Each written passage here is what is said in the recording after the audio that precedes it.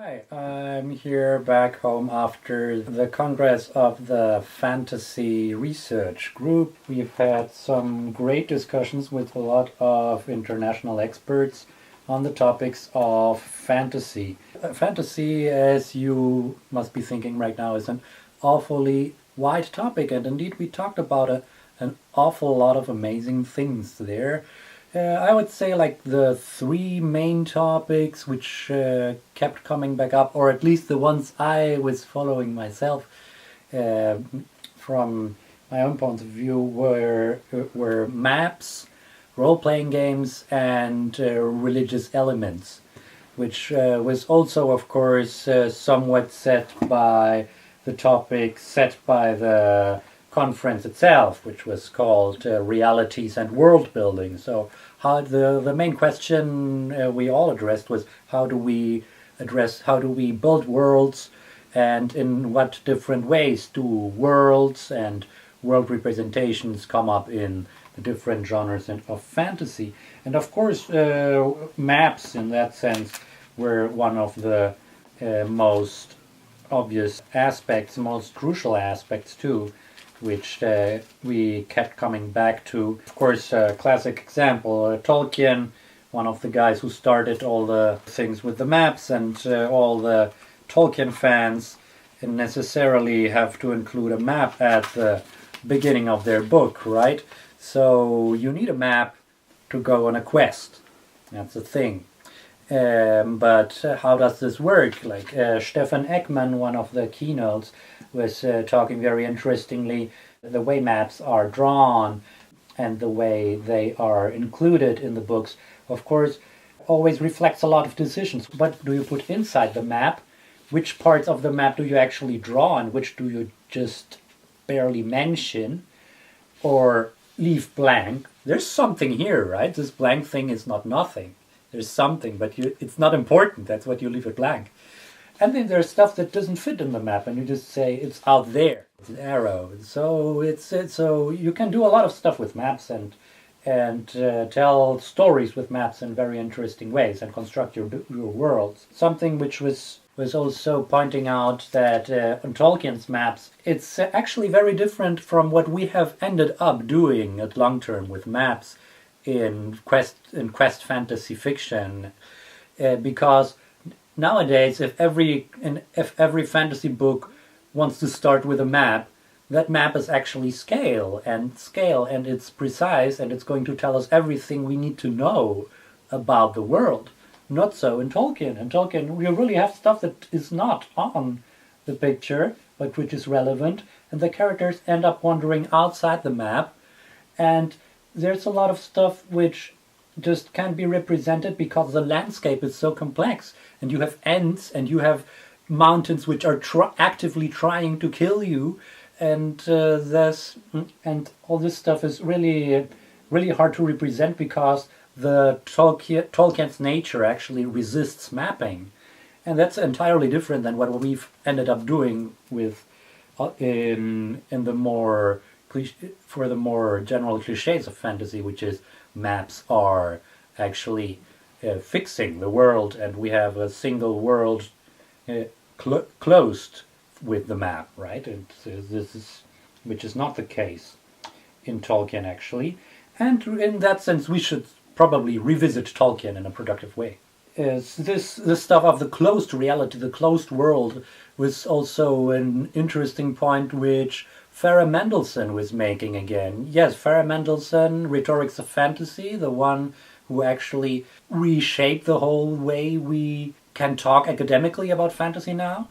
She was there and again addressing new topics, more specifically going towards religion and ideology and the way it's represented in fantasy and the way it determines the world building, right? Because Tolkien himself has, for example, said that his work is deeply Catholic, the way he put it. It's not always apparent to us, but what Professor Mendelssohn was pointing out is that, indeed, at some point, more strongly, of course, with Lewis and his Narnia Chronicles, it comes up that heroes tend to have a closed destiny, which is strongly linked to their moral development. And this trope, which is so fundamental actually to the way quest fantasy is structured now, is something deeply Christian. Something which she pointed out, Jewish fantasy writers tend to totally omit in there, and it was particular about Jewish fantasy writers that they actually tend to go against this notion of destiny, and also very strongly against the notion of homeland, right?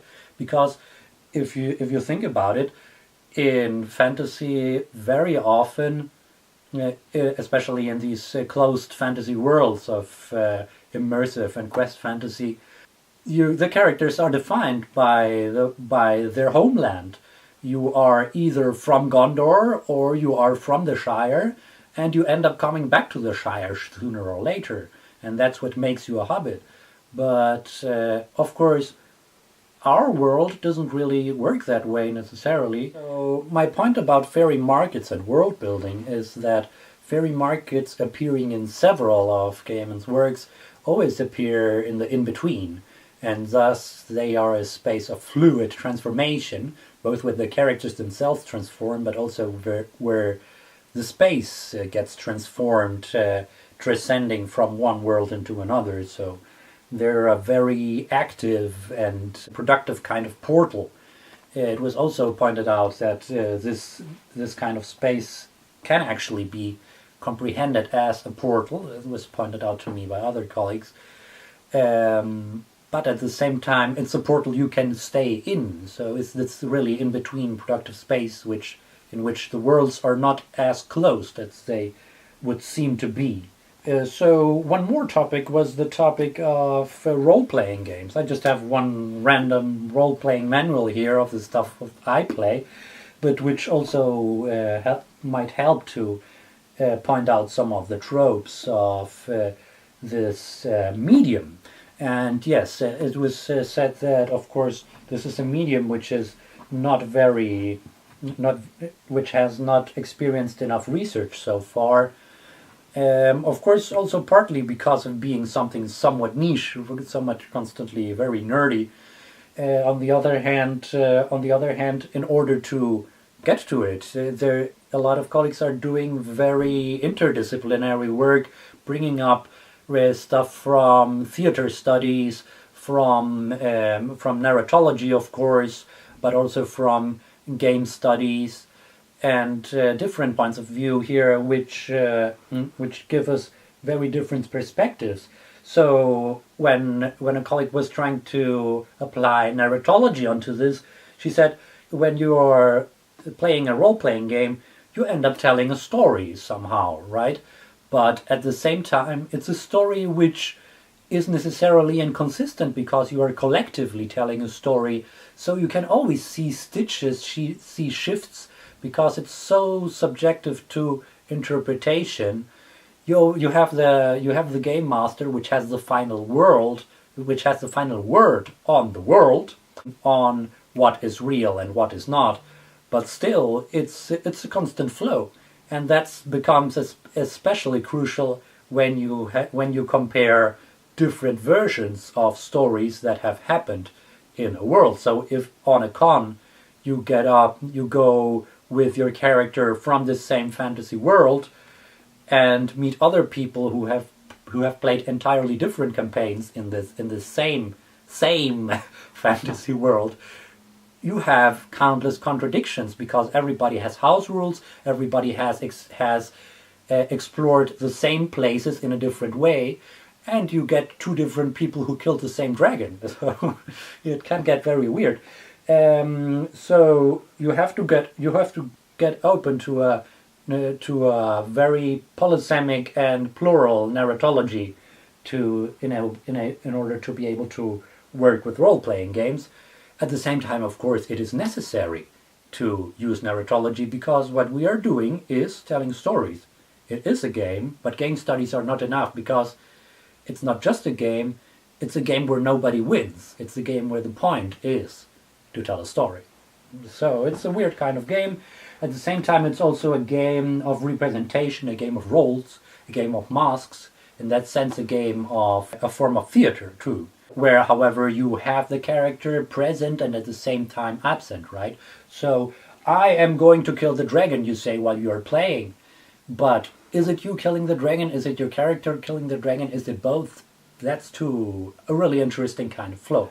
And of course, this interest arising, I hope is continuing and will enable us to discuss more on how role-playing games work and how they feed back into actually fantasy fiction as such. So I had a great time there, and I hope these topics also help to expand further the point of view on how fantasy is read and produced. One more thing, the general feel there was very much of that what Henry Jenkins has called the ACA fans. We are academics, but we are also fans, and we are constantly working with our passions and productions. This is something also Ekman was pointing out strongly, that it's very important to work with the actual public of the stuff, and to remember that these things are meaningful at the same time as they are somewhat ideological, but they are also fun. And it's very important to keep in mind, why is all of this stuff fun?